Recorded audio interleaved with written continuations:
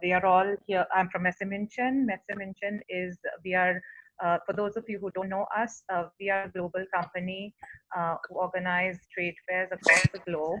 And one of that, and connect people. We are, one of the shows that we do is Smart Card Expo, and you all are very well aware of that. And we are very happy to have an esteemed panel about the threat management. And we would like to welcome all panelists, and especially Mr. Navneetam, who's going to be moderating the session today. So welcome, Mr. Navneetam, today. And we will, before we start, we will just, Ria, can you please play the video?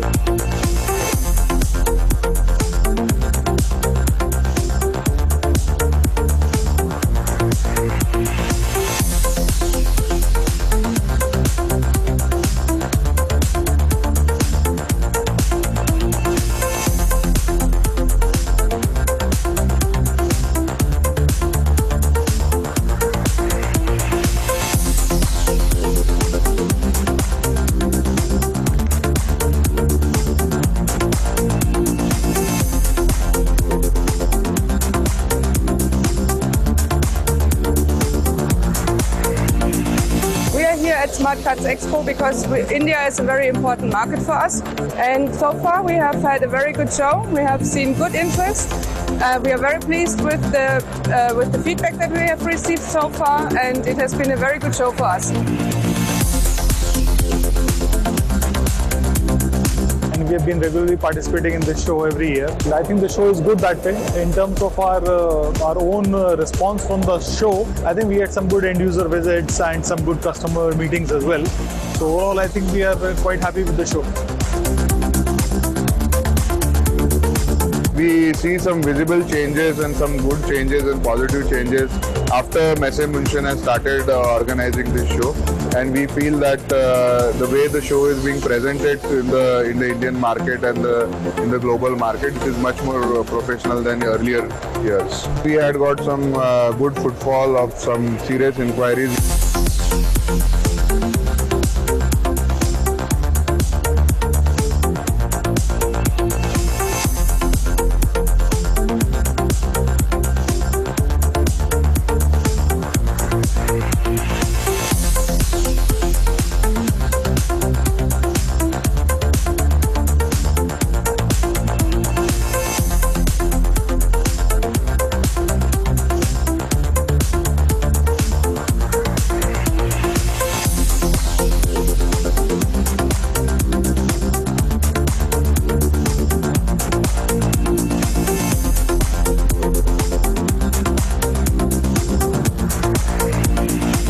I love the concept of the buyer-seller forum, especially bringing very diverse minds and diverse requirements together. This kind of trade fair and platform provides an ecosystem full of dynamics going on in the technology field. And as a banker, it is very helpful for us to know what latest technology is coming.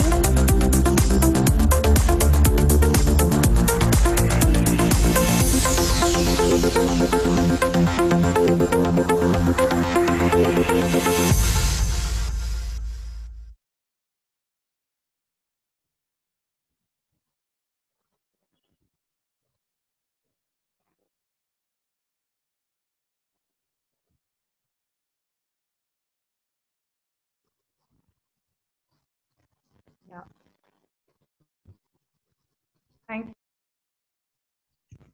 Thank you, Ria. Now we will start the cyber security impact and controllers from consequences webinar. And Mr. Navneetam, who's also CISO for PayU, will be moderating. Over to you. Thanks, Savannah. Thank you so much. So, good morning to all. Really, I'm happy and glad to be here, and thank you so much for having me here. And it's a great setup and great arrangements by Ms. She mentioned, like in terms of making awareness and making what are the things which needs to be taken care from the cybersecurity side. It's amazing one. Really, I'm so excited to hear the input from all the panelists and to have a great takeaway. Before starting on, really we want to thank all the heroes like who's really putting their life, time, effort to protect and then to save every individual as well as society as well as the country to protect from this COVID and then Corona effort actually. This is maybe by considering all the way, it's like two viruses we are fighting. One is which is affecting human, and second one is really infecting your all computing device. It's maybe your laptop, your mobile, or the iPad, whatever it is called actually. So that's the way we plan this discussions. Really, what is the cybersecurity impact and then consequence? We wanted to move ahead actually. It's my pleasure and privilege to welcome all the panel. Let's start with a small intro of the panel, then let's get into the key panel discussion. I would like to invite Sri Gopalakrishnan S, Additional Secretary, Ministry of Electronics and Information Technology, Government of India. He's a 1991 batch of IAS from Tamil Nadu cadre.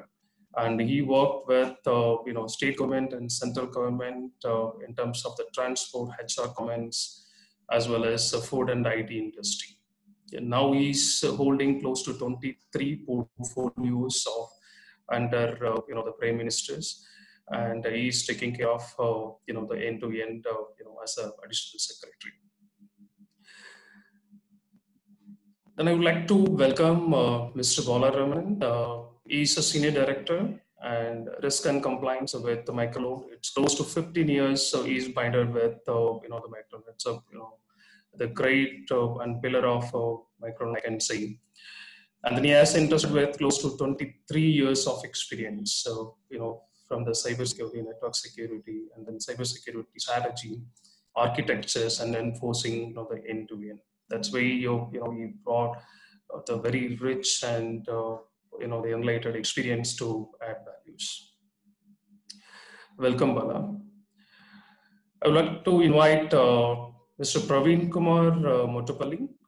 He's a country manager for Airbus India. He has more than 18 plus of experience from the healthcare industries and financial banking, as well as Fidelity Investments and GE. So he carry a very rich experience in terms of cybersecurity strategy and in terms of employee overall identity access management and from the risk management perspective. So he has done significant initiatives in terms of how we can attract, because always the people is the core strength for the organization. So that he has a very strong focus on the people oriented, how the people can be protected, and then people mindset will help us to protect the organization assets. He has done many initiatives in his past experience. Welcome, Praveen. Thank you. We'd like to invite Ram Kumar. He's senior security leader, and then he has close to 19 plus of experience. He is a well-known leader in the industry. He has written a book called Cyber Crimes, a primer on internet threats and email abuses. You would have seen him in many universities and colleges where he's mentoring a lot of students across India and giving the directions and coaching to getting them into the right stuff. That's a great contributions for the country as well as across industry sector. Welcome, Ram. Thank you, Navneethan. We would like to invite Philip. Philip has very diversified the experience. I can say is he's a analytics veteran and entrepreneur and visionary digital transformations leader, where he has the great startup on analytics, and then he joined Accenture as a Vice President and Global Lead for Applied Intelligence and Analytics Innovations at Accenture. So he has close to 17 plus of experience, and he has built, the great SOC as well as on the analytics center, which needs to be, taken on the further level for the different client on different regions. Welcome, Philippe.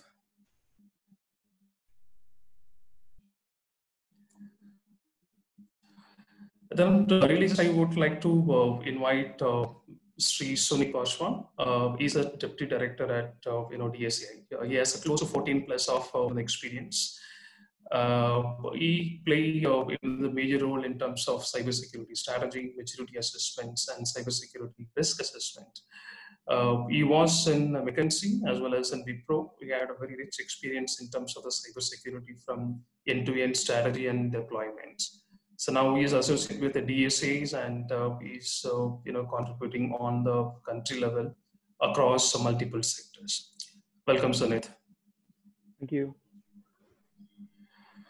Great. It's amazing, the eminent leaders. I'm so excited to get into the, the discussions. Really, I want to hear their input and their experience, and then what should do, what should not do, and then what are the other options we have it actually. If you take this, this overall cybersecurity impact, we have different dimensions. It's only for a specific industry, and then another one specific to the individuals. So always, always Praveen used to highlight, security start from you.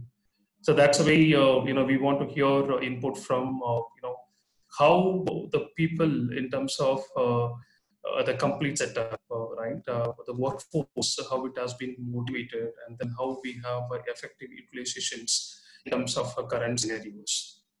So if you take IT as a sector, so earlier stage itself, we had, the complete work from home option. It's not new. It's not, just post-COVID, everybody got into the work from home options. It was there, but in terms of volume and scale is a little bit higher actually. There they would have given us a 30%, 40% of people who is into the, the complete remote work or maybe working from home. That's the way actually. Now it's the entire country, entire world is sitting at remote places and supporting, extending their great support to run the operations, are taking all new initiatives in terms of the transformations. That's why really, we want to hear the input, what are the best practices really where we are following, or what do you think to motivate our workforce as a fundamental, and then how effectively we are utilizing the entire sectors. So before proceeding, really, I want to hear, it's more about the interactions between audience as well as panelists. So I would like to hear, input from audience before getting to the questions. Ria, shall we have the questions for the poll? It's like a two section. We have a poll and Q&A.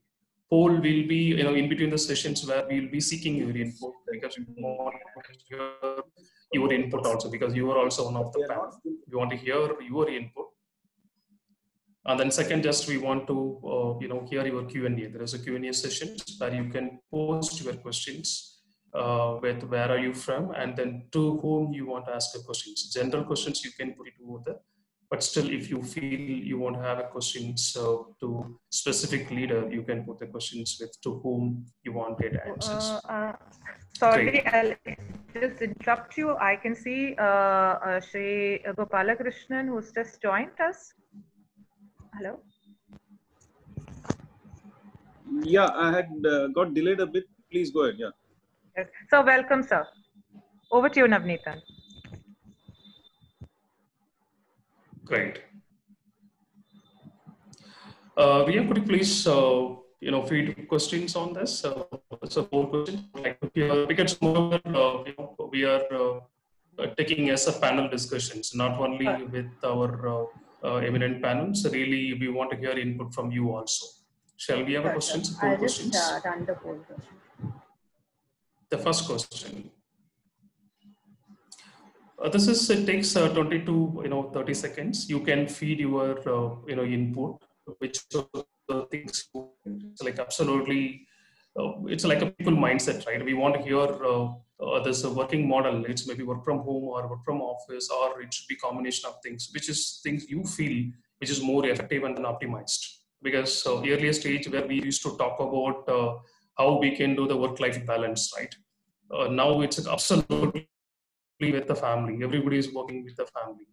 But at the same time, you want to hear, now you know that extensive of working at office and then working at home. So we want to hear what is your input, like whether it's work from home or work from office, or you want to have a combination of work from home and office actually. So you can start feeding input.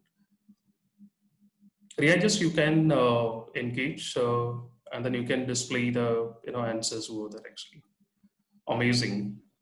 So glad to hear actually where it's rational, right? The people, 16% of audience, they have to like work from home, it's better options, and the 19% is work from office. So still the people want to have purely an office, but the majority of the stakeholders really, they have conveyed 60%, 65%. It's a work from home and office. It's a balanced one, right? We can take care of office at the same time. We can take care of further way actually. That's a wonderful. Amazing.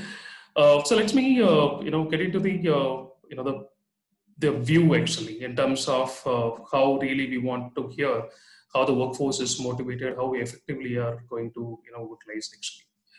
So maybe I can start with Bala. Shall I have your view and then input, like what are things you have taken from the industry, and then you would have seen many, like it's not only now, right? The earlier stage also where we have come across other steps. It would be great, Bala. Thanks, Nathan. Thank you, everyone. Thank you, Mr. Gopalakrishnan, for joining this. COVID scenario is something which nobody anticipated. Right? Every organization would have planned for a crisis management. This is something which nobody ever imagined the kind of scale it could actually have across the globe.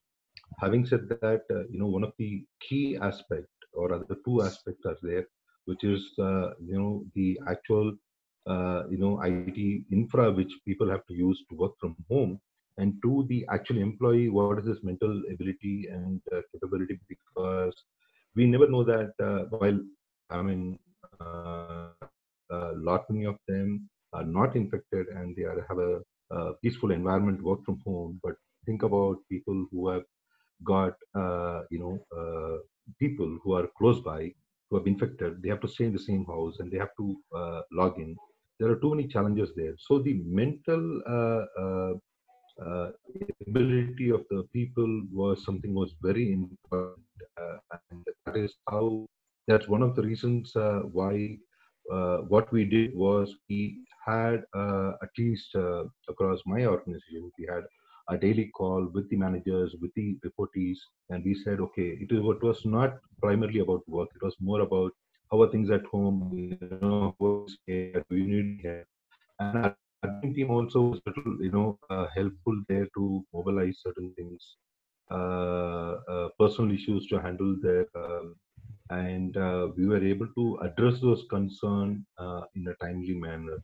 And that connect, I think, the people connected gave that confidence that yes, there is an organization which is virtual right now, which is still picking me up in these kind of tough times. So that's something which is very important.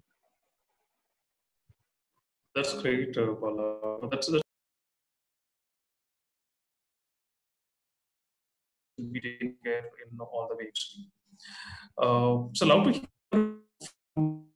Gopalakrishnan sir, in terms of because across country where we are able to see the great effort from the the government as well as the individual organizations in terms of contributing, how we can protect and then how prevent and then how we can get motivated. So I'd like to hear your inputs at top level in terms of to motivate the people to have the engagements positively and then take it forward. So maybe if you highlight a little bit initiatives we have taken, it may add values. I just see a question here. Why are we using Zoom? I have no issues with Zoom. I mean, this meeting is organized on Zoom. I'm on Zoom. I'm not going to speak any state secrets or anything here. And I think we also should be clear. I don't think there is anywhere government has banned Zoom. Government, particularly CERT.in certain, which is the appropriate agency, has issued a couple of advisories on what you should take care while using Zoom. That's all. So which I take care from my end. I hope the others will be taking care from the other end. So I personally feel that using Zoom is not a sin, but if you want to be careless and sort of risk doing sensitive work on Zoom, that's the risk which you're taking. Okay, so I think that question has been addressed. So what would you want me to talk, sir? I thought I would love to listen to what's happening. So I can only tell you the basic stuff that what we feel is cyber security per se will become something more important, or it will get the importance it deserves simply because the more than the security, the cyber part of it is becoming more active. Like even within the government, we find things like normal business which used to happen more of pen and paper is gradually shifting more to e-office, etc. Fine. More of emails, more of meetings on all these platforms, including Indian platforms like Zoho or Teams or Zoom and all the other platforms. So remote working, working on electronic files, and sort of discussions on safety and security will up the seriousness with which people take cybersecurity, which is a good thing. And also stay at home, buying online, paying online.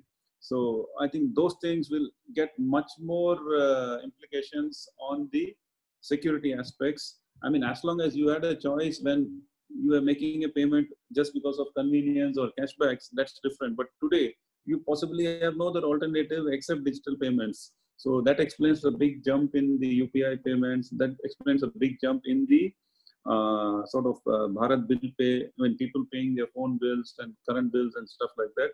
But at the same time, I think a lot of guys are also locked down. And once the lockdown is over, the people falling victims to phishing and scamming and all sorts of things are also going to rise. So we have an uphill task in one sort of educating and making people aware of the risks involved. However it's convenient or however it's great, it just thinks that it has much more risks about which people ought to be careful and they should be suitably educated about it. So that's one thing. But I think a bigger change is also gradually expect within government. By government, I mean down to the lowest level, city or state or district or any level, where people's interaction with government will become more online. And even a very simple thing, which I see for the e-passes. I mean, some people have to move. There will be some urgency. But the way in which it's happening, most of the cities, most of the states have e-pass systems. People quickly adapt to it and then use it. And states which have a better PDS in terms of online, mobile enabled, mobile link, there the services are better. So the delivery of benefits, delivery of services, I can see a difference between states which are sort of having better systems which are online and states which are still having slightly archaic systems. So that being the case, both the demand and the supply side factors are going to play in, where we're going to see a greater functioning of online interactions, either G2C or G2B or even B2C. Anyway, it's always there. So such being the case, I feel that this is a very critical area where all of us have to keep our eyes and ears open and not wait for something messy to happen to react. So that's what prompts us to keep our eyes and ears open to see what's happening. Yes, sir. Over to you. Amazing. Thank you so much for the input. Really, the first the point is really striking that it's really it's up to the end user choice, as well as it's not going to be it's a very secret communication. It's like how you have taken care in terms of your passwords or in terms of your login credentials, how you maintain also to play the major role actually. So that's a great input. Thank you so much, sir. Here, just maybe the one more point just I would like to ask you, like in terms of two things, right? One is on the people and process technology governance. That's what always the IT will have an overall portfolio. So from the people standpoint, maybe the mental stability or the engagement standpoint, because that is the way it should be the fundamental, right? If you are people on the war, the people should be very strong enough to fight against that village. So the leader should be very strong. So that standpoint, really, could you please give some highlights, like what are the things really we have in mind to make the our workforce is very strong enough across all the industry sectors? No, I'm sorry. I don't think I have a perfect answer to that. I think even the workforce and even the companies and to that some extent even government is at a critical phase when the basic equations between an employer and employee, stuff like that, are going to change. I mean, how do you assess work?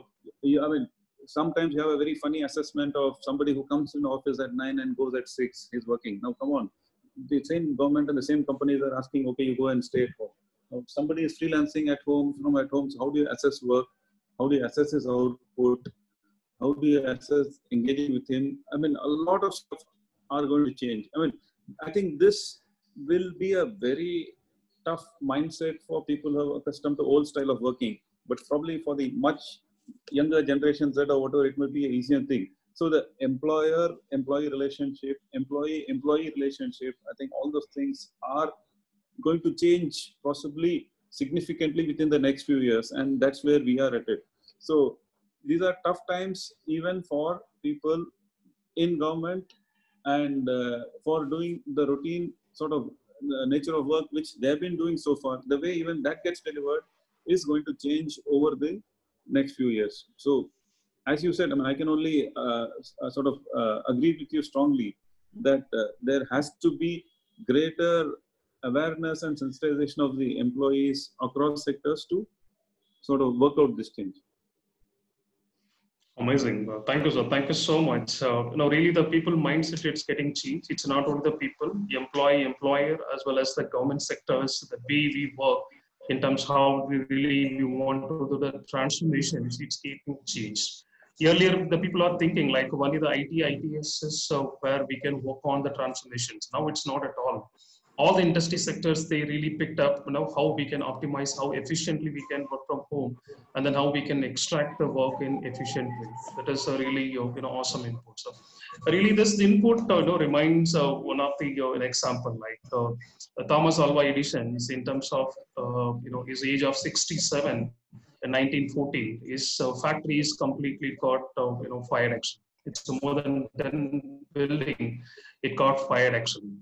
He has a lot of innovations, prototype, records, and then everything is kept over there actually. So during this crisis, he had called his wife and then son saying that how beautifully fire is coming up on the top. How the flames, I never seen the flames like that actually. Everybody's looking at him like, are you mad or what? Because it's all the prototype, n number of engineers who is working on the ground. It's a completely burned, and then things are how we are going to recover, how many hours we have to put together to make it up actually. So during that time, really as given things is whatever it is, the bad things which is gone. Really, I want to go start it as a fresh thought and then fresh mind with all my innovative engineers. So the same way next day he had started with all engineers with all the new innovations. They have gone beyond and beyond post that actually. So that gives a lot of spirit as well as the positive sign, like even though during the worst situations, like how we can adapt and then how we can take it forward positively is the very important and key factor. Awesome. So thank you so much for the the input. Great. Let's get into the the few more steps. Very significant role across the industry. It's not only on the ITS because. Now, as rightly we had mentioned, so everything comes as the e-commerce and then digital and then electronic format. So once you onboard the data into the electronic, then definitely there will be chances of misusing data leakages, and then in terms of maintaining integrity and all the things play a major role. So here, just we are seeing it's a three-way, right? One is here just we are taking whether it is cyber security impact, it's happening only on during COVID or the post COVID. Before COVID, how the situation it was actually, because that is the major issues. If you take a major hacking which was happened, it is on the bigger way, like not only during COVID. It's before that also we have seen significant compromise, breach, and then there are many threat landscapes which was going across the industry. So really, I would like to hear input from Philip. How it was before completely on the cybersecurity impact and then the setup, without COVID. Over to you, Pradeep. Yeah, thank you, Navneet. I hope you can hear me well. Yeah, clear. Yeah, so just want to bring a perspective of the cyber threat landscape. In 2019, just last year, World Economic Forum listed cyber risk is one of the top 5 global threats risk, right? But versus, if you look at the US, one of the federal agencies, they submit a risk report to the US government every year. In 2005, up to 2005, the cyber risk and threats were not even part of the top 20 global threats and risk. But in 15 years, I think this is one of the top 3rd risk to the whole globe, right? The cyber threat and risk. Now, we have seen many global, cyber attacks, breaches happening at very, very large organizations like the Ubers, the Target, Equifax, Yahoo, Facebook. Many, many breaches were happening. But at the same time, one interesting fact is that actually more than 71% of the global SMB companies were already attacked and breached. So as per the US Congressional Small Business Research Report, it says that less than 100 employees companies, the 71% of the cyber attack happened in organization with less than 100 employees. That means cyber attack is not only just for the large companies and large enterprise corporations. Even in 2016, the SMB cybersecurity report by Onemone and the Keeper saying that 50% of the SMBs are already breached in the last 1 year itself. So that shows the significance that the number of attacks and the breaches, how it is relevant even for organizations at different size and scale, right?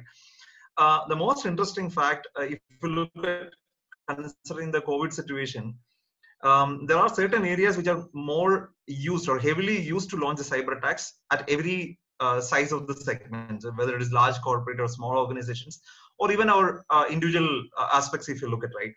So 63% of the data breaches were happened to this SMB were related to passwords. It could be a weak password or lost password or stolen password, or is a general password which is a highly, using a brute force attack level. And just to give you some more perspective of this larger attacks, even at a small and medium companies, 33% of the SMBs don't even have the basic cybersecurity things in place, right? Just to defend some of these attacks. That's one of the fundamental root cause. And 22% of the SMBs, small and medium companies across the globe, shut down because of the recent ransomware attacks in the last 2-3 years. That's one of the statistics. Actually, this research report is done by Australian small and business companies. Now, there is a perception that, okay, cyber threat and risk, it's only for companies. No, even governments are at high risk today because there are attacks which are not only just by this cyber threat actors and threat groups. There are cyber criminals who are even sponsored by different countries, like nation state sponsored attacks. Now, if you look at the behavior of such attacks, earlier it was mostly the cyber attacks were targeting data breaches. They wanted to just leak the data, stole the data, and then steal the data and then sell it for money purpose, right? But now, if you look at the behavior of these attacks, the data breach moved to data, the disruption of companies and industries. That's where it is progressed. Now, if you look at even the disruption progressed to a stage of destruction. So the objectives or the vision or the key motives of some of these attacks are gone beyond the data breaches or the data leaks. It is progressed to data disrupting the operations of larger companies, larger industries, and even government entities, and also destructing some of that. And we have seen many examples, like for example, disrupting the whole Sony Corporation, disrupting the whole Sony Corporation's network, 6-7 years back, and the entire nuclear power plant of Iran, was using stuckness, completely destructed, right? So there are many examples. But when we come back to this scenario, there are 2-3 examples. Phishing is one of the most widely used attack parameters used today, especially in the COVID scenario. Just to give you one example how severe it is, as per the Forbes, about 3.4 billion workforce across the globe in large organization, small and medium enterprise, even government.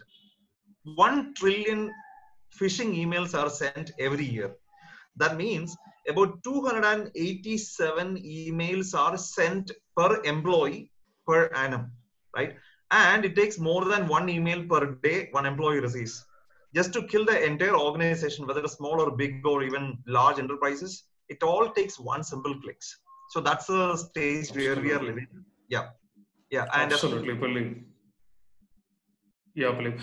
No, it's really well articulated. It's a really surprising figure, right? In terms of 1 trillion phishing across the industry, as well as moreover 22% of industry shut down because of the ransomware. It's a really bigger figure, right? Really, it's a remaining two-way, right? One is most of the organization really they don't know whether they have been attacked or they have been there is a breach or something actually.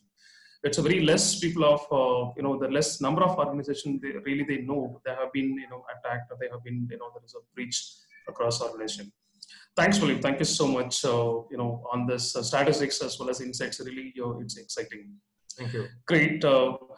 Ram, just I want to hear from your input in terms of the technology, because where I have seen you a couple of articles in terms of threat landscapes where you have touched upon the end-to-end. So how you feel in terms of the before COVID-19, like what are the threat landscapes, and then how it is migration from before COVID to during COVID? Sure. Thanks, Navneethan. So let me keep it short here in interest of time. I think Philip articulated well the scenario.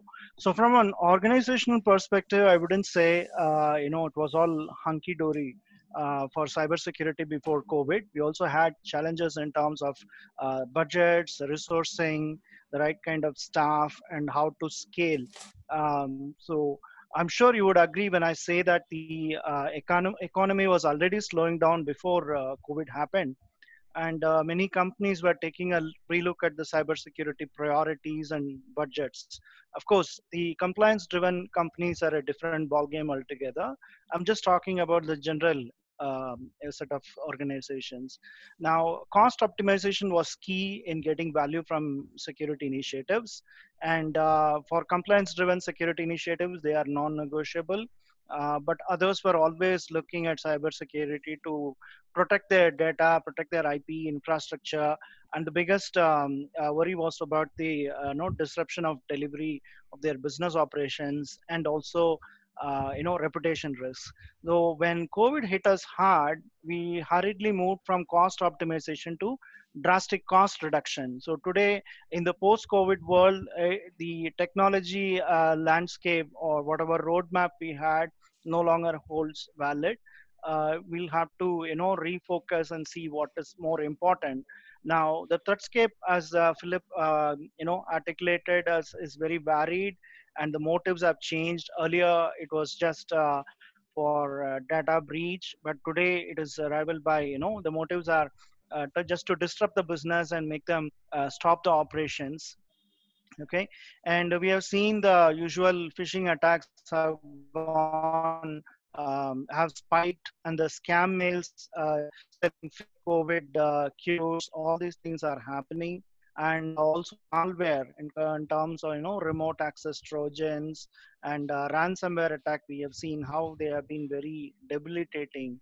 So the threatscape again has changed with the COVID situation, and we are very much aware how it can actually be a stumbling block and showstopper for businesses. So what this crisis, this COVID pandemic actually highlights once more is the cybersecurity vulnerabilities are very much alive and kicking, more so in the healthcare industry, which is very much a key part of the critical infrastructure. Now, the other aspects in technology is the government surveillance and data privacy of individuals. I'm not just talking in terms of the Indian scenario, globally. So that's a key concern on the legal, ethical, and technological aspects, because we are not sure how secure the databases would be and what sort of privacy protections would be needed for collecting, storing, information to track people. What is critical is the situational awareness for employees to stay clear of all these social engineering attempts. periodic awareness interventions will be of great help to engage the staff and sensitize them on the do's and don'ts and best practices on cybersecurity. Amazing. Over Yeah, to you, amazing, Manavani. Ram. Just I like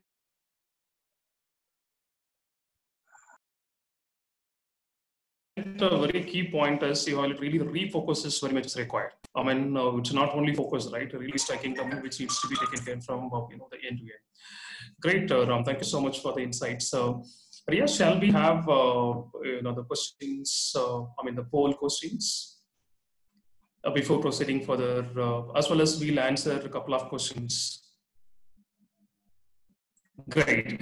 See, this is the two things, right? Really, whether how the budget's concerns, like always, the right IT and CISO, they will have a lot of challenges in terms of getting the budgets because they are enabler, right? They are not directly connected to the business. So how it is being taken care.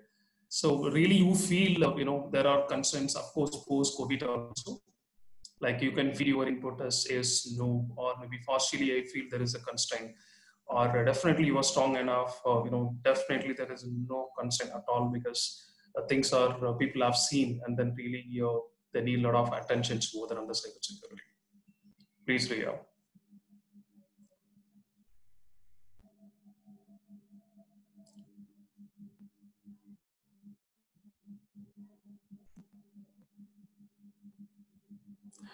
Great. Of course, still, the people feel 50-50. I mean, 50% of audience they have voted.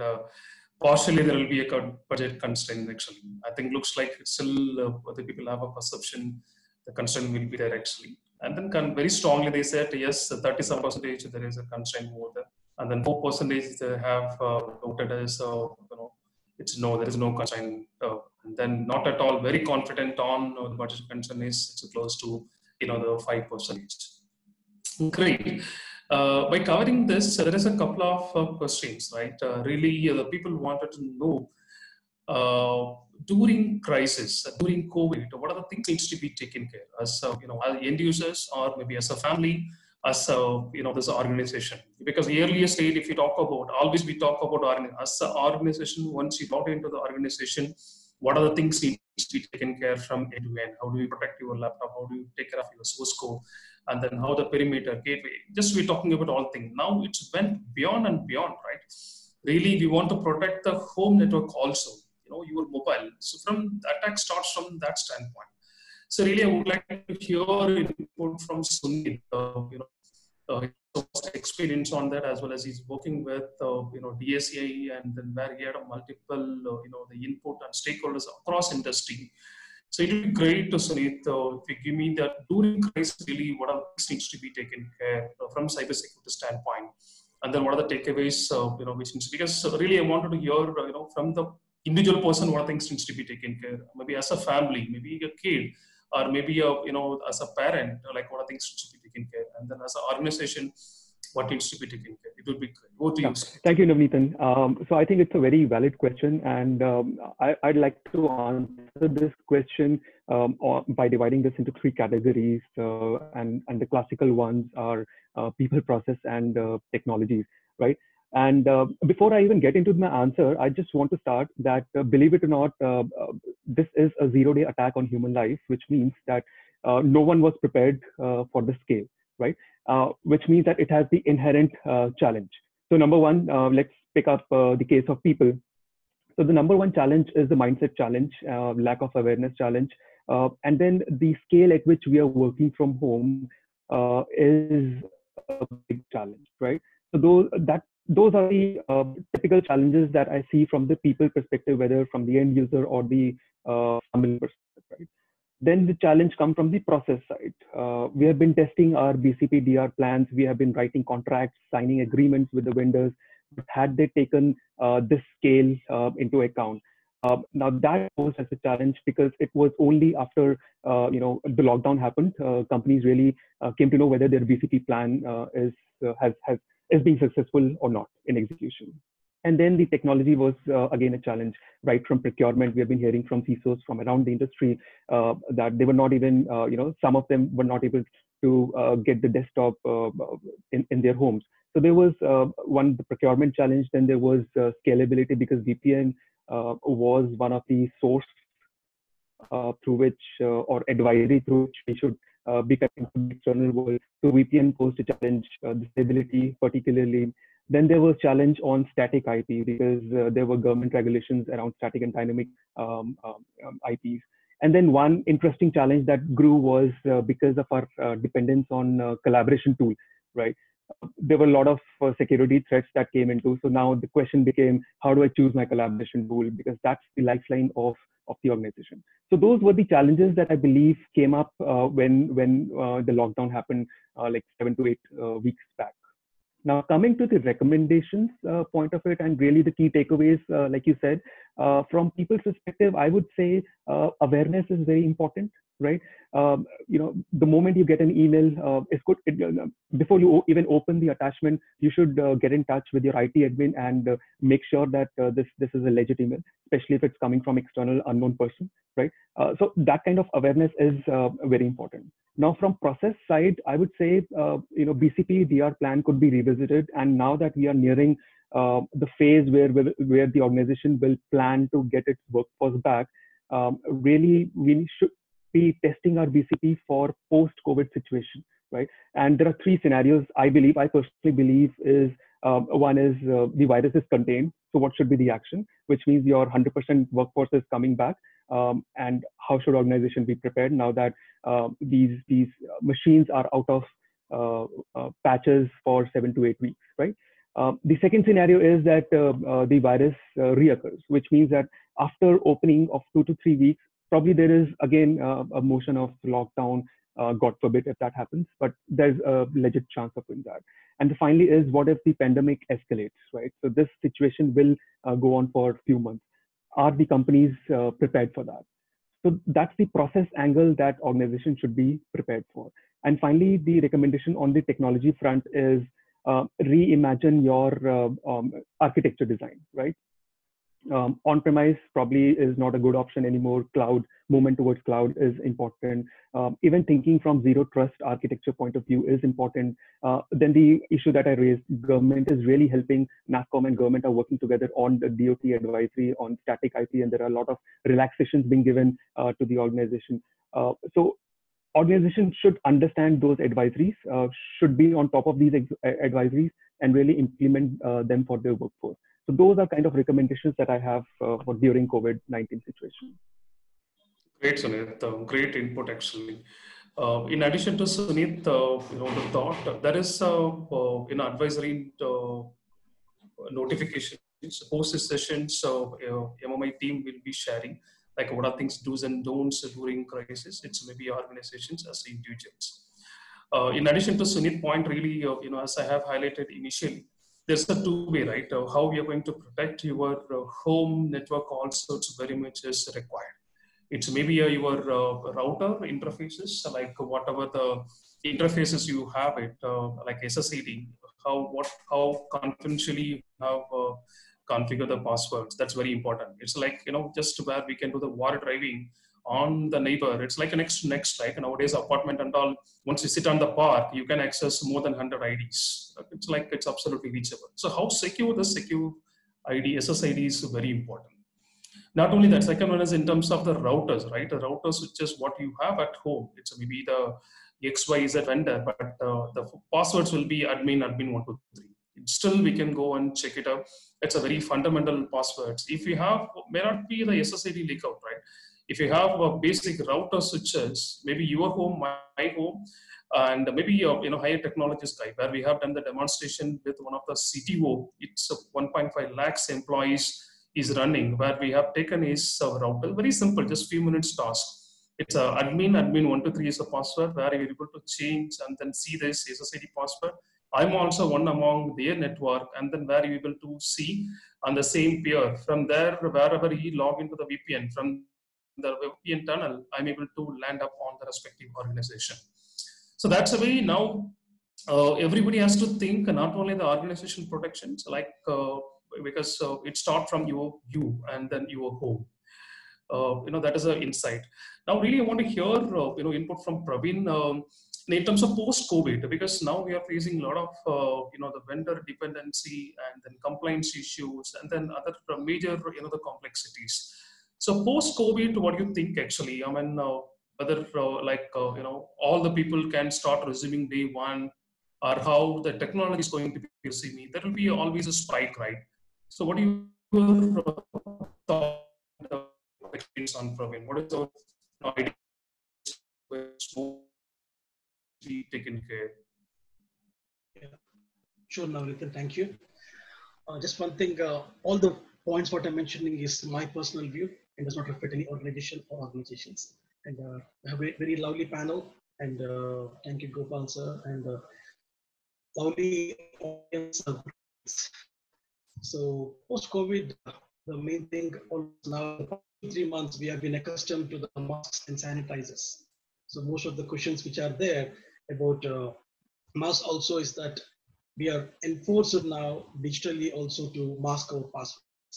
So the panelist mentions need the art to follow the people, process, technology. People need to follow the process and technology because we're all away from offices and we are having our own family lives. We play a vital role. So always have been telling to my counterparts in the industry specifically is that it is very much about people. So people have to act very decisively. So most of us don't have the habit to see what is there in the refrigerator's manual when we purchase it. So we don't read it. So likewise, we don't even read the manual for the router. So, but however, how many of us have read the policies of the company? So is awareness just a checklist? So it is the responsibility of each and every user and the employee that we need to follow this. So coming back, so all of us are eagerly waiting about coming back and restoring normalcy back into the offices. It is just like sanitizing back our offices. So we as individuals play a very vital role wherein we need to go with this staggered approach, making some checklists, and also here the employees, the users, they play a vital role. So the very big vital role they play is that they need to self-declare if they have perceived any threats, what they have been through. It can be a doubt, but they can freely reach out to their work manager or to their security team or the IT team and tell that if they got a phishing attack, don't shy, just reveal over that. And if they find some suspicious activity in the computer, declare it so that companies can take up, they can keep it in the quarantine. So it is like a ship which we are going hit with the turbulence now. So, however, each of us will play a role to help each other. So that's the reason every firm has to have a preparation plan on the post-COVID preparation or re-onboarding plan. How will you re-onboard assets back to your organization? We know secure controls are there. So we need to have this checklist adopted, and then we should go with the phased approach. And very much I say about roti and which is a basic thing. Roti kapda, bandwidth and matan. So bandwidth made a very crucial role. All of us are into the bandwidth thing. So thanks to government bodies and DOT, TRI and or certain, which are all supporting on these things. So when we come back to the office, we need to ensure that we have a cyber hygiene followed, and then we need to ensure this. How are we re-onboarding the suppliers? So it again calls for just like telling our, hey, look, okay, we are back. So which they don't think it is good. They would tell you, okay, hey, look, we advise you to go in this manner. So please take care of this. So take cognizance of that fact. And then talk to your security team. So, and ask them for any advice, especially the IT team. Don't rush.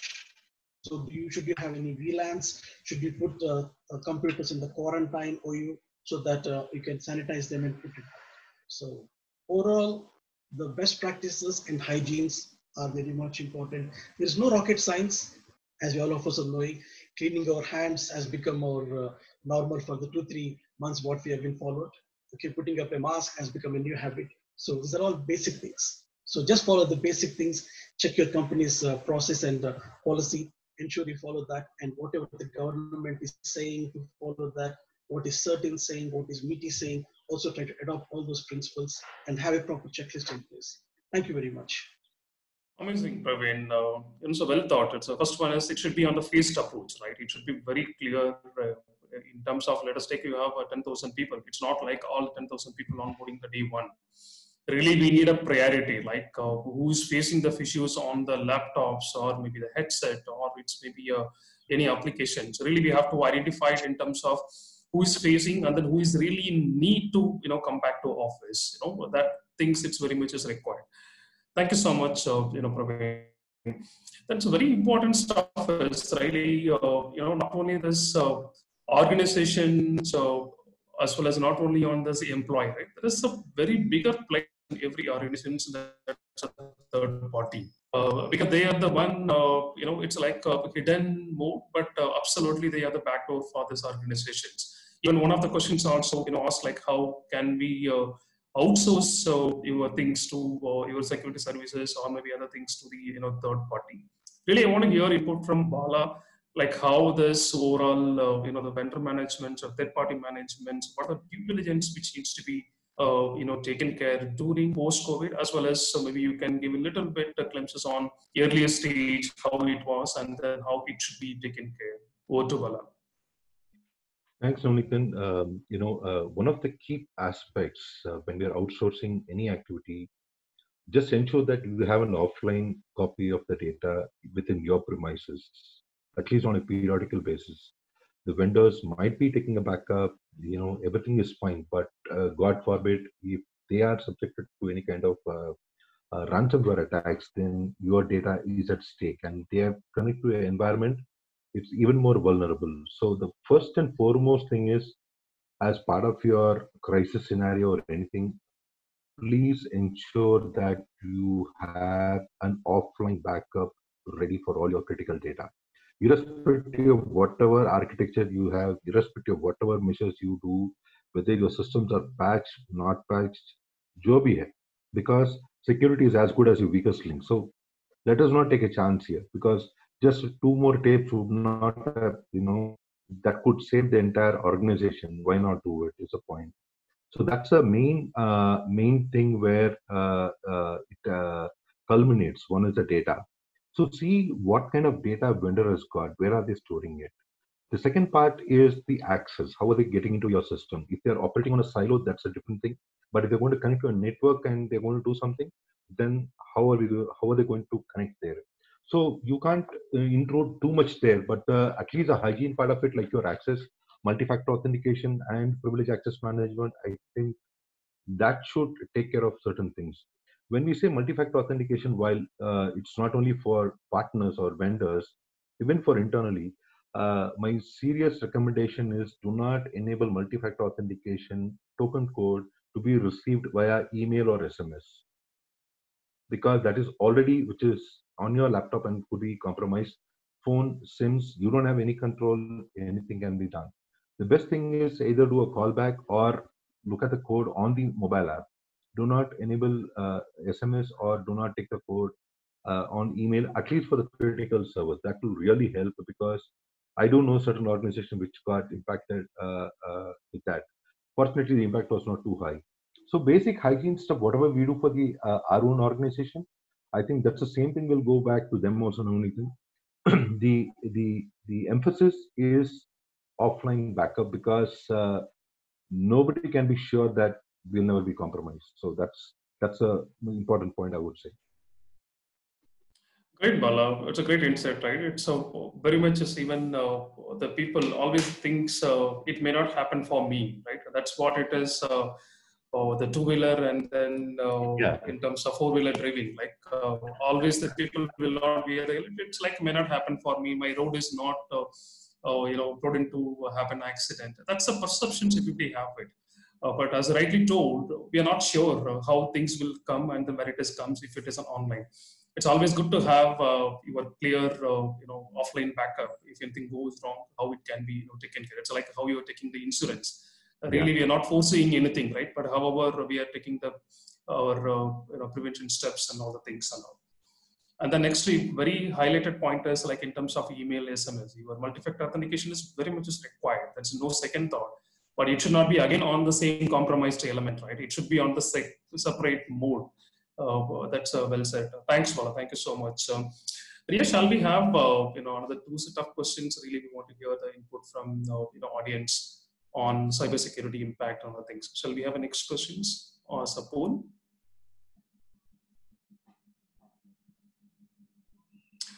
No, really, we want to get, it's like, as I told you, are also one of the panel, we want to hear input from you, how you see the cyber attacks, during, before COVID itself, where we have a huge attack. There's no connectivity between the COVID-19 and then cyber attack, or only during COVID-19 where we have a huge, massive attacks, because there are a lot of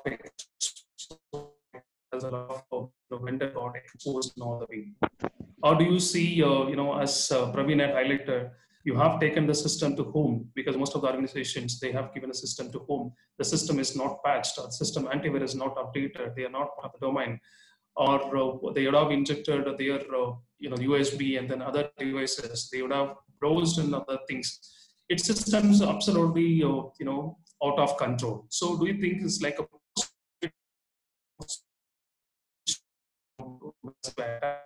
or do you think like the same as earlier? So you can disclose the results. Awesome. So moreover, their experience and then their perception is during COVID is close to 39%. So the hit is there actually. And then I can say 50-50 as 34%. It's like the same as earlier, irrespective of COVID-19, work from home or the remote working. It's a moreover the attack is happening in the separate way. That is a separate track and this is a separate track. Still, organization have a lot of issues, irrespective of the remote working home. And then that's before COVID-19. Of course, it's close to, they are saying it's a 5%, and post-COVID they have highlighted close to 22%. That's great. Thank you so much for the input, audience. Shall we have a next question, please?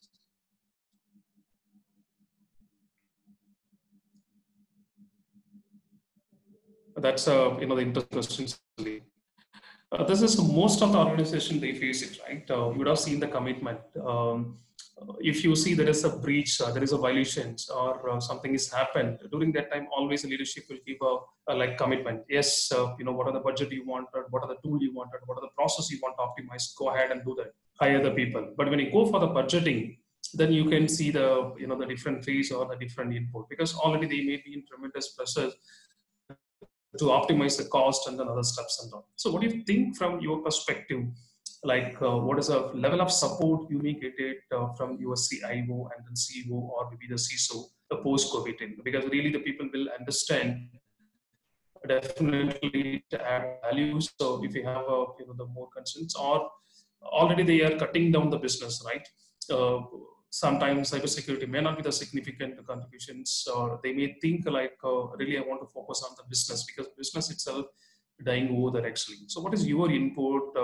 Whether you may get a support into very high and then high, same as earlier, or not much support from the rest of the people. So if you get that input, that would be the great. Because you can display the results over there. Of course, we are also waiting in terms of how we can. Amazing. Glad to hear actually. In terms of support, definitely, because after going through the pain, right? So if you want to feel like a container lorry, if it's going on the roadside, you don't feel the difference. Like container lorries goes, we are also driving on the road, but the container lorry comes and hits in front of your car, and then you see the feel and fear. Then you realize, after seeing any time the container, then you may feel the vibration. So now we are going through that kind of impact, right? So that's way, I'm able to see the support what we get, because now we got the heat, we got the fear. So that way, it's a little bit higher actually in terms of getting support from all leadership is very high, close to 41. High is 34. But I'm glad to see not much is the lesser. That means always on the positive side. Amazing. Thank you so much, participants, for feeding your input, and then really it makes a lot of impact on the the ground reality. Good. So we have a few more, 10 more minutes, but however, I wanted to shoot out very critical questions actually. To Philip, this is a two-way, right? One is we are just managing the show. Like if you take most of the industry right now, it's happening. It may be a IT, ITS, or it may be a other industry, the healthcare or hospitality, and then what are the industries we have? Close to 11 to 15 industries. Where just they are managing the show. Leave about this oil and gas and then FMGC. That's a the different story. Just who is running their operation? Those folks really just they are managing or really new initiatives from the cybersecurity side. It's happening on the ground. Because they are waiting for just to manage the situation now, and then once everybody's back, let's work on the new projects, a new deployment, a new initiative, or a digital transformation. Believe. Thank you, Navneet. In fact, these are my personal views, nothing reflecting my organization, which I'm working for. Just to take a perspective of how it is going to be important and impactful. If you look at the cybersecurity lifecycle, the weakest link is nothing but the people, you, me, and everyone in the whole world, right? So we are the weakest link.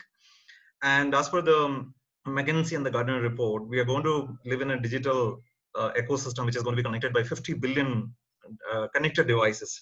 So that means the cyber criminals and criminal groups and the hackers, black hat hackers, they have 50 billion entry points to make an attack or a breach, right? So whether irrespective of the industry, irrespective of the organization, irrespective of the entity, it can be government or organization, even our homes, right? So all are vulnerable to be attacked. So now, how do we really prepare for such a kind of a scenario?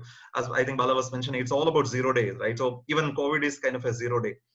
The most important thing we should be preparing is nothing but creating a culture, a cyber oriented culture, right? It's a mindset, so we need to be creating. And second thing is that it is an ecosystem driven approach. It is not just about one party going to be really securing themselves to make all the steps. It is just about a small, one of your vendors can be breached and that can completely kill your whole operations, right? So it is a shared responsibility. It is an ecosystem responsibility. And third thing is that I just want to take a couple of examples how this is personally going to be responsible. We are going to be responsible for securing ourselves, our homes, our organizations, our country and ecosystem. I just want to give you an example. I hope all of you are aware that a Ring CCTV camera being hacked by a cyber criminal to abduct a girl in the US inside a house, right? And second example, in Kerala, a smart TV is being used to take naked pictures of a lady in her home, in her bedroom, right? So we are living in a world that which every entry point can be targeted by a cyber criminal. So it's all about how do we create a culture of secure mindset, and how do we bring in all the stakeholders into one mindset, right? So it can be your employees, it can be your contractors, subcontractors, customers, every person into that ecosystem. Just to give you one example of how do we take that measures. I was mentioning about phishing attacks, right? So imagine that we are getting more than one email as a phishing attack per day, each one of us. It takes all about one click to kill the whole thing, right? So how do we approach that? So consider each of the email as just as a postcard, not as a letter. So if you're making an inland letter, we need to open it, right? So but treat it as a postcard. Ensure that there is no attack inside this. So create a culture, create a mindset to really prevent this. So small and medium industries, as I mentioned, not the large enterprises, more than 75% is already attacked or breached, and they are the biggest targets, right? They are going to be most vulnerable. So they should be focusing more on creating at least the foundations and the fundamentals. I think that is what the key. Making sure that we have the fundamentals in place, creating a simple password policy, ensuring that giving access only to the people who are needing.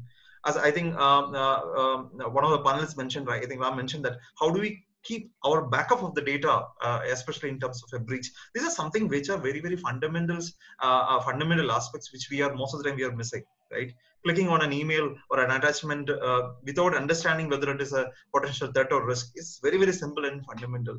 Ensuring that our mobile application, because we are having a lot of mobile applications to run our business operations, ensuring that we give only necessary permissions for any app whatever we are using. So those are some of the fundamental things we should be keeping considering, irrespective of the industry, whether it is large or small. Even at our personal aspects, we need to keep in mind. Navneet. Awesome, Philip. It's moreover, it's eco environment, right? It's not just one person's or maybe one entity or one department. It's absolutely holistic approach which needs to be taken care. It's not only within organization. It's absolutely on the external vendor and the external provider also play the major and significant role in terms of protecting organizations. It's awesome. Thank you so much. And the next important factor you have highlighted is in terms of through your smart TV, where we can take control of your home or maybe room. And then second one is maybe the CCTV. We may think like a CCTV, it's to monitor for the people movement for our purpose, but it's not for our purpose. Like where we have given eye to the some other places where remotely we can take control and then see what's happening on your area. That's really the the bigger threat. Here are just two things just we want to highlight. In terms of CCTV, last week where I had sessions with the NASCOMs and then where we are giving on the live demo. I don't want to mention the country where we were able to take a couple of CCTV, the control with the default passwords. Just like that. I mean, it may not require any major techniques and other things where with the specific commands we got the IP of the respective, public IP of the respective camera. Sorry to interrupt. When you said default, I remembered. I wanted to say this to all the participants in this call. Anybody using ACT broadband, they are using a common default password across India for the admin portal. So if I know if I have got an ACT broadband here and I know the password, 99.9% the same password will be applicable to your admin page also. I can just add some more criteria to it, route it, I can do it. I just wanted to highlight that. Please change it or take help from your service provider as to how to be changed. Thanks, Navneet. Thanks, Bala. Yeah, that's true. Actually, it's a very valuable input on that. Actually, the people have to at least not only on the specific vendor. It's most of the vendor really they have to go back and see they have done it for the home stuffs. Actually, that's great. Just really, there's a couple of key interesting questions. Really, I want to pick up. This questions from Education Institute. They wanted to see. Well, maybe questions may go to Ram Kumar because already he's visiting many universities and then colleges. What are the things needs to be taken care as an educational institute from the cybersecurity standpoint? This is from Dr. Bharat Bhushan. Over to you, Ram. Okay, thanks, Navneet. I am very well aware that educational institutions will not have a very mature program on cybersecurity. First thing is please hire someone dedicated to cybersecurity. It need not be a very a high salary person, but at least who understands cybersecurity and helps you. Do not bunch it with your IT admin folks. IT admins have a different role to play to keep your lights on, but when it comes to cybersecurity, you need to hire a professional. And then please ensure now with the post-COVID situation, will be for a prolonged time, we'll be working remotely. So as an educational institute, you will have to conduct your courses online for a significant amount of period, and avoid physical people coming in person to your institutes. So it's important that you focus on remote collaboration tools, train your students, train your faculty and your support personnel to ensure you have seamless connectivity and a secure way.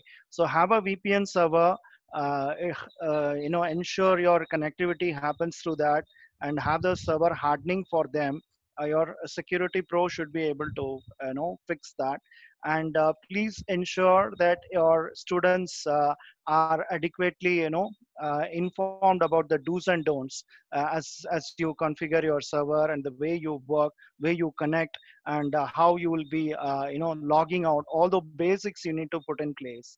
And as you adapt to the changing situation, it's important that you, restrict access to people to different, different files and folders containing sensitive information like your question papers and mark sheets. Have a role-based access program for your identity and access management. Invest in a good tool.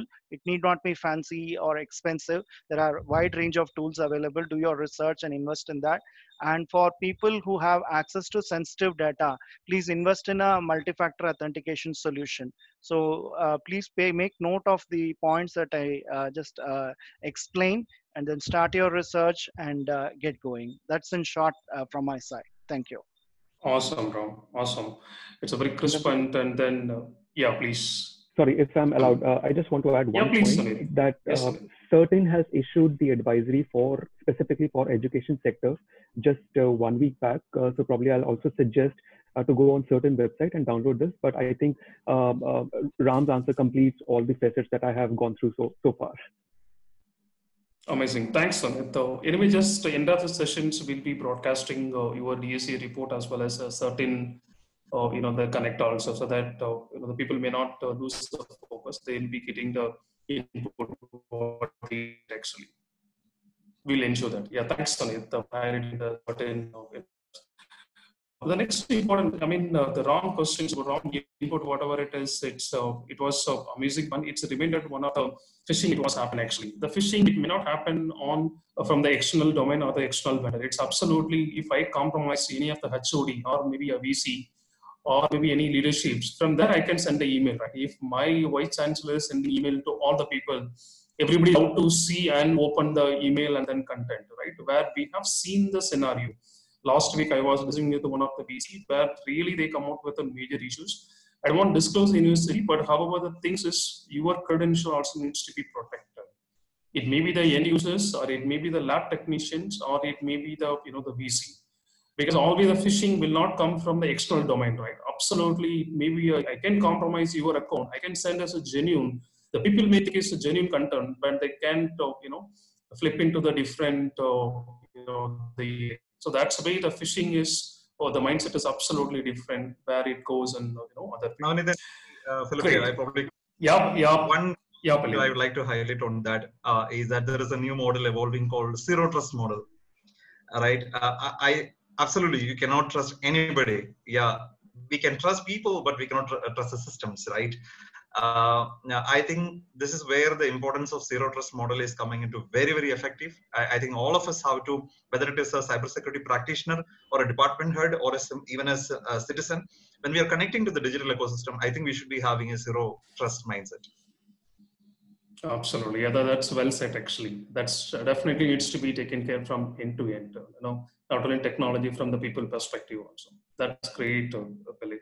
That's one more question. So, maybe I can put it to Sunit, where I can add a little bit on that.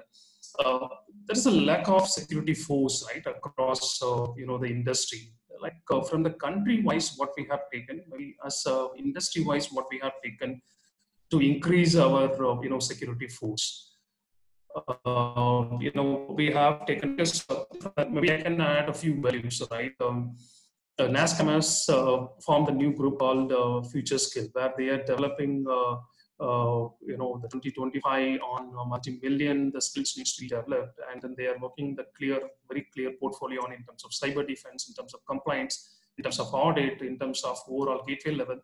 Although the security standpoint, they have built a curriculum, they are building the portfolio, they are working with completely industry and then educational collaborations.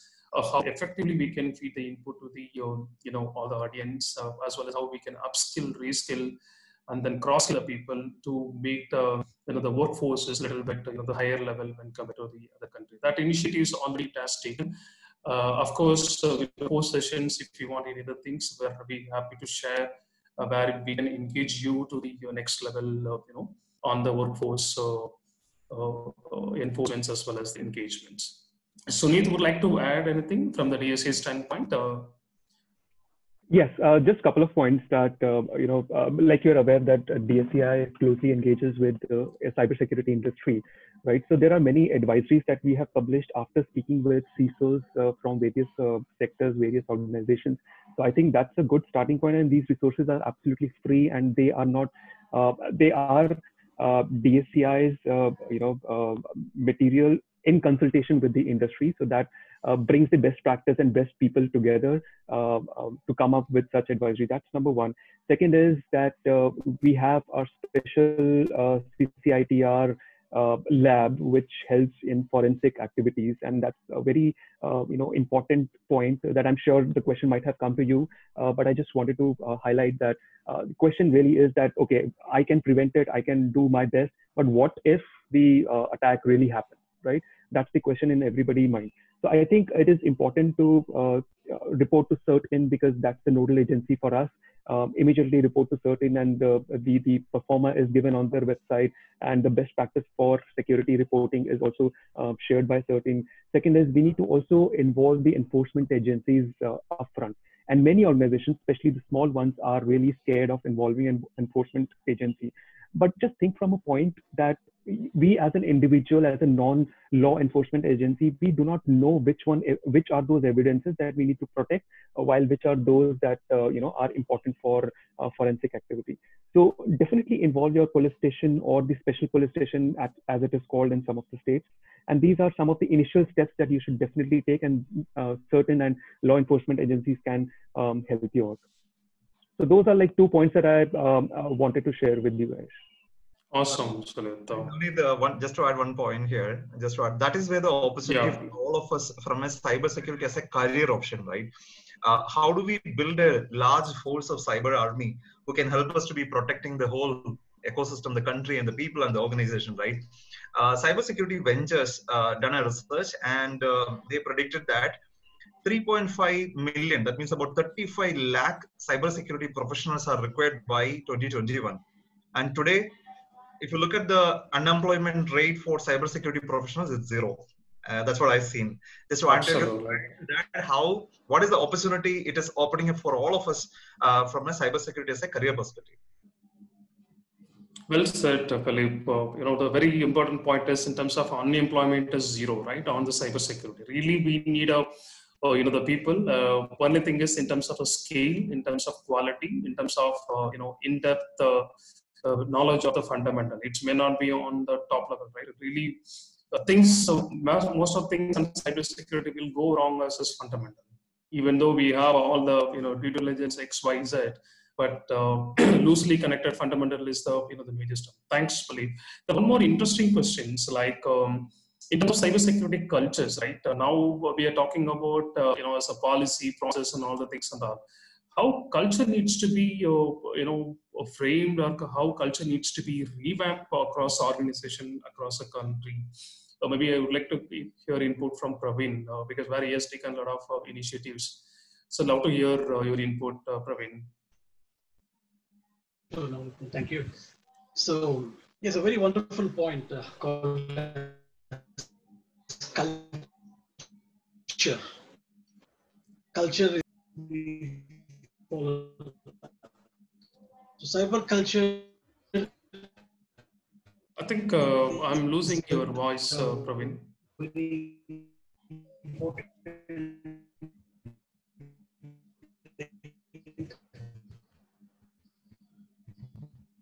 Praveen, we are losing your voice. So. Okay, can you hear me now? Yeah, it's better. Yeah. Okay, fine. Yeah. So culture is a very important aspect of every human being, especially in the digital era, and cyber culture is very much important. So one of the examples which I mentioned is that I have conducted some courses specifically by security happy hours, wherein happy hours is everybody has got a different context, but having everybody coming and talking about cybersecurity is important. So it's not that don't wait for a calendar program for cultural awareness. So go to the user and go to the student and just talk about security. So you can first hear out to them and you can be able to adopt to that. And also, I strongly feel that India is growing very much. We should also have like a first language, second language in the schools. We should also have a cyber language. So it should be a part and parcel of each and every curriculum itself. And then other aspect also is that in every company, so we know that cybersecurity workforce is not so high, but the point is that how long should we talk about we got a skill gap and this, but however, how exactly we can make each and every of our workforce immune and educated with the cyber workforce. It is an inherent thing which has to come up into picture.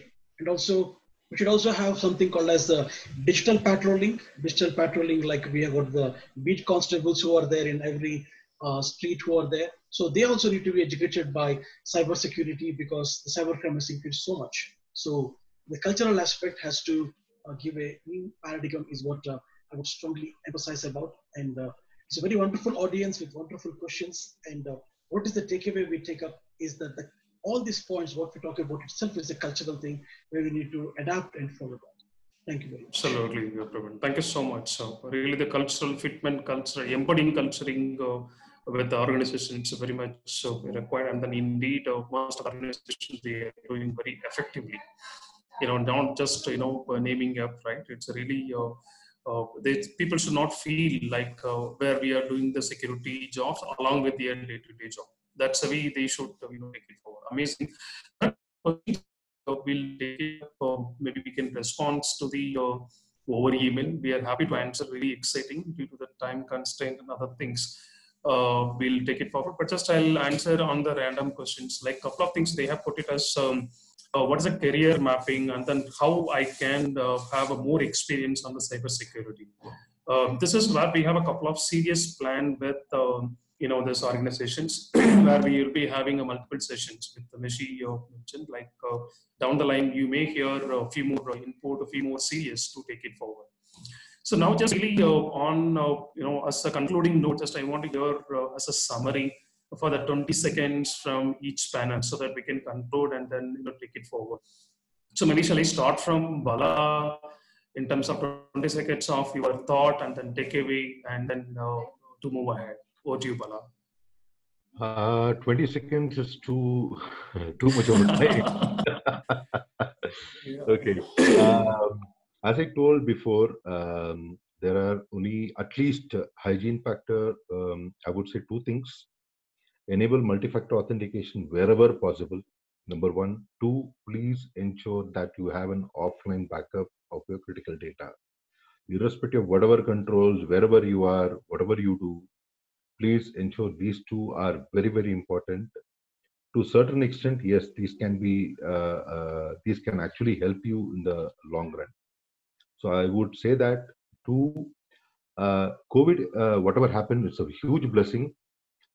This is an apt time where you will have a flurry of budgets being approved for you. Do not be reacting to the situation. You have to respond to the situation. Take this as an opportunity. Look at ask this question to yourself, what if this is going to be my new normal? Will this architecture suffice? Ask that question and use the budgets wisely because you may not have one more opportunity for this. Thank you. Thanks, Bala. Thank you so much on the input. Hi, Ram. Would like to hear from you. The summary note. Yeah, summary note, as Bala said, this is a once in a lifetime opportunity. All this while companies were, I'm not talking about the seriously minded companies that were taking cybersecurity paramount, but others who are treating cybersecurity as an afterthought. This is the chance for you to bolster your security controls, have a proper security program. And more than that, 4 areas I strongly believe cybersecurity priorities will change. One is the entire, cloud computing will take a huge fillip. We'll be enhancing our cloud capability. It has been amply demonstrated how valuable it is, how it's helpful in connecting and running our business operations. And our focus will be on enabling security in the remote working model. That is something a lot of things need to be done, in improving the security aspect. A lot of collaboration tools will come in place.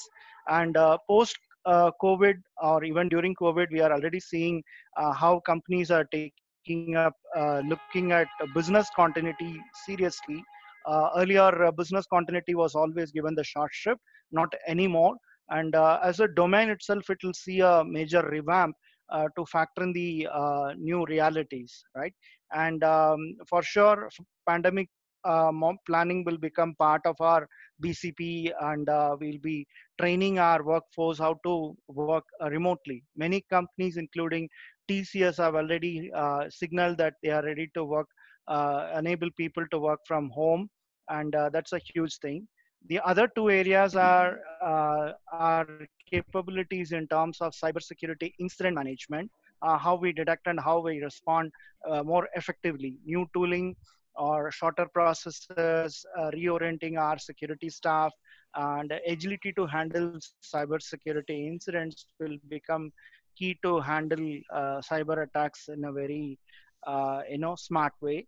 And the fourth thing we already spoke about was the supplier risk management. The third-party vendors, they will come in for sharper focus. As part of the ecosystem, we'll have to ensure that more scrutiny is there on their capabilities.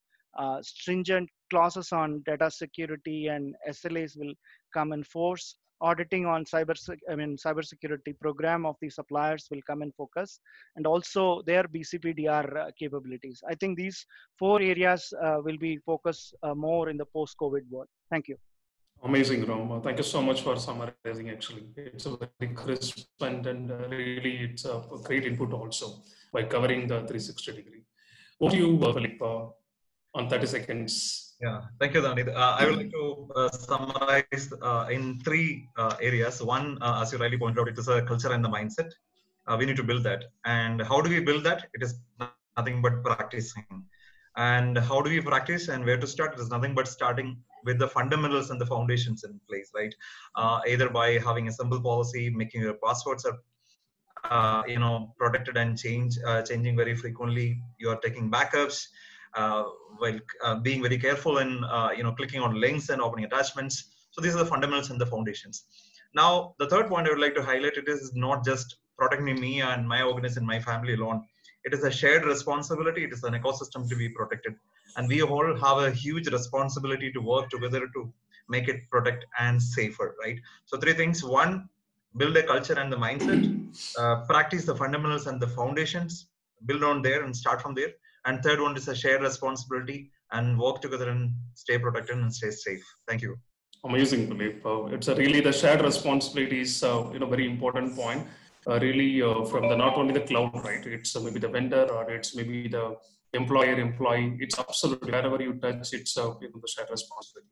And then one more, the important point just where one of the audience has given actually, it's a cybersecurity is a continuous effort. I couldn't recollect its name, Sanjay. He has mentioned as a continuous improvement as well as a continuous effort. Like it's not, we can't say is we have achieved this and then that is the maximum saturation point.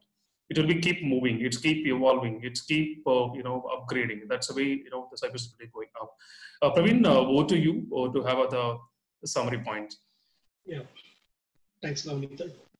Very short time. Yeah. In 20 seconds is a vital thing. So what I would like to emphasize is that all of us, we need to be ensuring that we have to make a cyber impact. So cyber impact is very much important. What I would encourage all the participants is do a control S. So save all whatever you heard in this last 1 hour, what we spoke about. So, and be a cyber ambassador within your community, within your college, or within your company, where you be equipped by it. Follow the government directives. So India is going digitalized, and also we've got a lot of government bodies like MeitY, CERT-In. They're all coming into picture. Follow the advisories, and very basic hygiene is what you do. So ensure that always your passwords are protected. So have passwords. So some broadbands are also there. If you reset a password, it will give the current password itself. So check into it. And a very important thing what I want to mention is that always ensure you pay a license for softwares. So don't go for free softwares. So whatever comes for free, it will have things which are going. So pay for the software licenses. Next thing is that Wi-Fi. So ensure that Wi-Fi's are secure. Okay, so devices are very cheaper, but please follow that and see how to do that. So find where your Wi-Fi manual is, protect that one. And very important, whichever company or your college you're going through, follow those policies what they have mentioned about, specifically on data. Data is the very important thing which all of us are going through. So secure the data according to your company policy. So that's very Amazing. much. So do a control S. Thank you very much. Absolutely, Praveen. It's well said actually in terms of always free software will have, something on top of that. There's no free meal on the world, right? There will be always, there's a hidden agenda on spectrum. So which needs to be taken from into great, Praveen.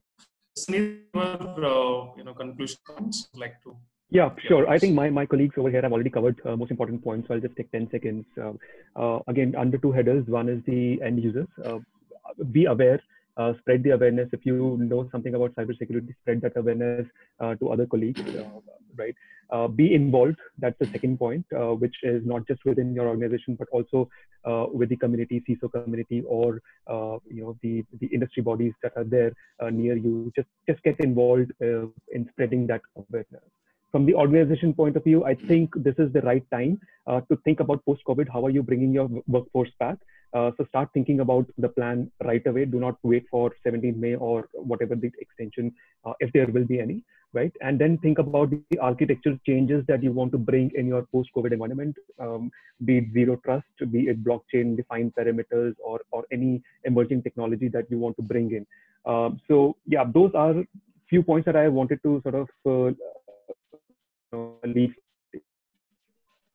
Amazing, Sumit. Totally, I can see the last 1.5 hours. It's a wonderful discussion. It's very thoughtful and very fact-based. On the ground, what we are going through, on the issues, the end-to-end actually, where I can see from the people, process, technology, governance, and then how we can make it as a holistic view of, cybersecurity. And then how we can make the complete cultural change, and then how we can ensure the shared responsibility. It's not only your organization, it's ultimately on from the, the third-party vendor, what are things needs to be taken care. And then as well as the cybersecurity impact, it's not just like that, it has come up in the blown saying that during COVID, but it's absolutely, it has exist, the before COVID as well as during COVID and then post-COVID. Really, we're not sure post-COVID, as the panel has mentioned, like after the system is coming back to the organization, we are not sure what are the the spot, and then other things it's coming to the organizations which may create a major impact. So really great takeaways in terms of the do's and don'ts from as an individual, as a society, and then for the home and for the society as well as for the organization. It's amazing input, amazing takeaway. I'll really would like to thank from heart to Gopalakrishnan IAS from the Ministry of Electronics and IT, and Philip and Praveen, Bala, and Sunit and Ram Kumar, the entire mission team, like where they put a lot of effort and the groundwork to ensure this. And then there's, as rightly Sunit told, the cybersecurity is a very important weapon. Is if you find anything good, if you find any best practices, how you are creating this awareness. That awareness is being created by the mission invention, like collecting all the thought leader on the industry and then giving the best practices to the people, how we can secure the society, how secure the organization, how secure the the entire country. Thank you so much, all. I over to Aparna. Please take over there. Thanks a lot. Question. So we will decide the device survey with you, Mr. Navneethan, and try and reply to all the attendees who have put in a lot of questions. And thank you, Navneethan, especially to you for seamlessly organizing this.